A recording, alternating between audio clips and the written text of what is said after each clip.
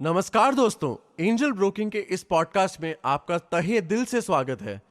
जैसा कि आप जानते हैं, इस पॉडकास्ट के जरिए हम आपको स्टॉक मार्केट से जुड़ी मुश्किल से मुश्किल बातें भी एकदम आसान तरीके से समझाते हैं, जिससे कि आप भी एक सक्सेसफुल ट्रेडर या इन्वेस्टर बन सके। गवर्नमेंट ने तो काफी सालों से ऑनलाइन टीडीएस रिटर्न फाइल करने के लिए ट्रेसिस वेबसाइट की सुविधा टैक्स पेयर्स के लिए शुरू की है। ट्रेसिस वेबसाइट काफी ज्यादा कॉम्प्लिकेटेड लगा। ट्रेसिस वेबसाइट के लिए जो डेटा प्रोसेस कंप्लायंस कंपलसरी है, वो भी पूरी बाउंसर हो गई। इसके कारण वेबसाइट होने के बावजूद भी लोग थर्ड पार्टी से टीडीएस रिटर्न्स फाइल करा रहे हैं। तो अब सरकार ने एक दूसरा ऑप्शन निकाल दिया है, जिससे tax payers income tax website पे अपने टीडीएस रिटर्न फाइल कर सकते हैं। ये ऑप्शन काफी आसान है। इस क्वार्टर के टीडीएस रिटर्न्स फाइल करने की डेडलाइन काफी जल्दी आ रही है।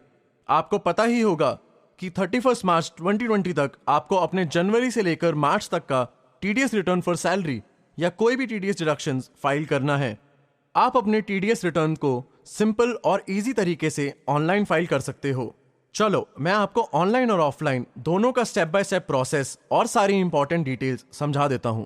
पहली बात, आप चाहे टीडीएस रिटर्न्स ऑनलाइन फाइल करें या ऑफलाइन, आपको ये दो चीजों की जरूरत होगी ही। ये चीजें हैं, नंबर 1, टीडीएस रिटर्न्स एक रिटर्न्स प्रिपरेशन यूटिलिटी यानी कि आरपीयू पे बनाए जाते हैं।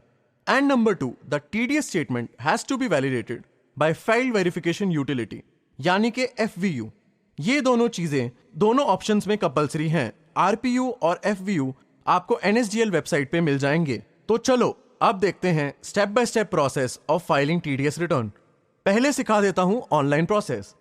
मैं आपको सिर्फ 4 स्टेप्स में ऑनलाइन टीडीएस फाइल करने की डायरेक्शंस दे रहा हूं। ध्यान से सुनिए and jot down the points अगर चाहे तो। स्टेप 1, सारे प्री रिक्विजिट्स यानी कि रिक्वायर्ड चीजें इकट्ठा कर लो। ऑनलाइन टीडीएस रिटर्न्स फाइल करने के लिए आपको लगेगी रजिस्टर्ड टैन। ये नंबर ई फाइलिंग के लिए भी रजिस्टर्ड होना चाहिए। चेक करो क्या आपका TDS return online TDS returns file करने की क्राइटेरिया में फिट हो रहा है, यानी कि ये 2010 से 2011 के पहले का रिटर्न तो नहीं है। The TDS return needs to be from FY 2010 to 2011 or later. It has to be a regular TDS return. Validation करके एक स्टेप रहेगा। वैलिडेशन के लिए आपको 2 ऑप्शंस मिलेंगे।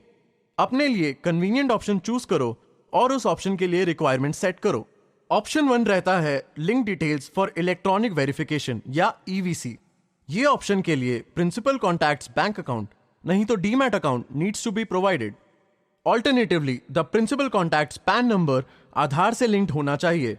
आप अपने PAN details income tax department के वेबसाइट पे ही अपडेट कर सकते हो। ऑप्शन 2 रहता है डीएससी यानी कि वेरिफिकेशन यूजिंग डिजिटल सिग्नेचर। ये ऑप्शन यूज करने के लिए आपके पास valid and verified digital signature तैयार रहना चाहिए।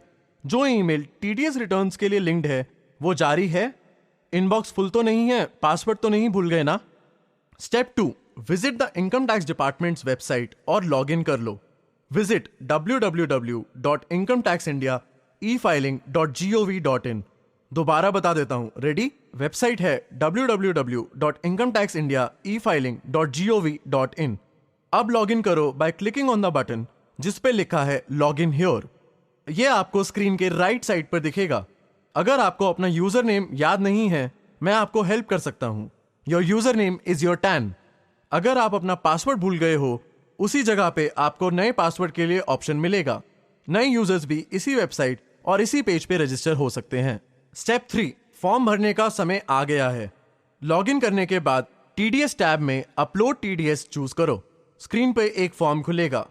फेसबुक, व्हाट्सएप और स्नैपचैट बंद करके ध्यान से सारी डिटेल्स फॉर्म में भरो। एक बार चेक करो सब ठीक ठाक है, click on validate. Step 4, validation. भाई, याद है मैंने आपको फर्स्ट स्टेप में बताया था कि वैलिडेशन के लिए 2 ऑप्शन है और आपको अपने लिए कन्वीनियंट ऑप्शंस के हिसाब से रेडी रहना चाहिए। तो क्या आपने ऑप्शन 1 ईवीसी चूज किया? ये डायरेक्शंस फॉलो करो। स्टेप 3 के बाद upload the zip file containing the TDS returns. अब ई वेरिफिकेशन के लिए क्लिक हियर बटन पर क्लिक करो। नई स्क्रीन खुलेगी। यहाँ पे आपको और 2 ऑप्शंस मिलेंगे। एक है यूज एग्जिस्टिंग ईवीसी और दूसरा ऑप्शन है रिक्वेस्ट अ न्यू ईवीसी। अपने हिसाब से ऑप्शन चूज करो और करेक्ट ईवीसी एंटर करो। सबमिट बटन पे क्लिक करो। स्क्रीन पे सक्सेस मैसेज दिखेगा और आपको अपना रजिस्टर्ड ईमेल एड्रेस पे कॉन्फर्मेशन मेल मिलेगा। कॉन्ग्रेचुलेशंस भाई, मिशन सक्सेसफुल। अगर आपने ऑप्शन 2 डीएससी चूज किया है तो ये स्टेप्स फॉलो करो। डीएससी फाइल रेडी रखना। स्टेप 3 के बाद आपको अपना TDS return zip file upload करना पड़ेगा। इसी के साथ डीएससी फाइल अटैच करना मत भूलना।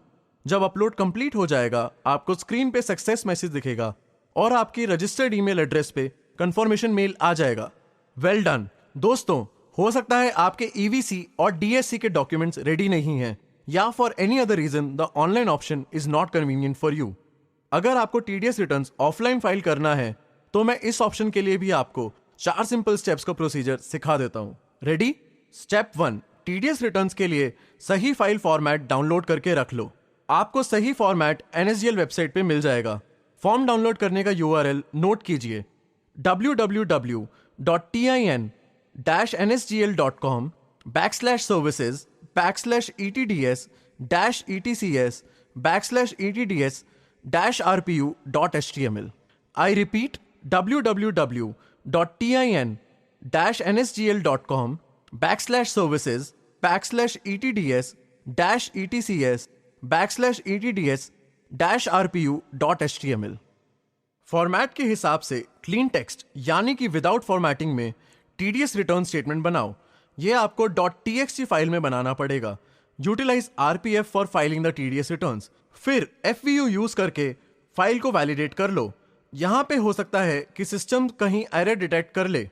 अगर ऐसा होता है फिक्र मत करो, कामली एरर को सॉर्ट आउट करो, देन वैलिडेट वंस अगेन। इसके बाद आपको एक एफवीयू फाइल मिल जाएगा। This file has to be submitted at the portal and it has also to be signed by an authorized signatory and saved to a CD or pen drive along with the Form 27A। तो ये रहा TDS returns file करने का आसान से आसान तरीका। मैं यकीन करता हूं कि आपके टीडीएस रिटर्न्स फाइल करने की प्रोसेस अब बिल्कुल स्मूथ रहेगी। अगर आपको टीडीएस रेट्स के बारे में जानकारी चाहिए तो सुनिए हमारा पॉडकास्ट अबाउट टीडीएस रेट्स। इसी के साथ ये पॉडकास्ट हम यहीं पर रोकते हैं। उम्मीद है कि आपको पॉडकास्ट पसंद आया होगा। अगर कोई ऐसा टॉपिक है जिस पर आप हमारे एक्सपर्ट्स की राय चाहते हैं तो कमेंट सेक्शन में लिखना ना भूलिएगा। अपना ध्यान रखें एंड स्टे बुलिश।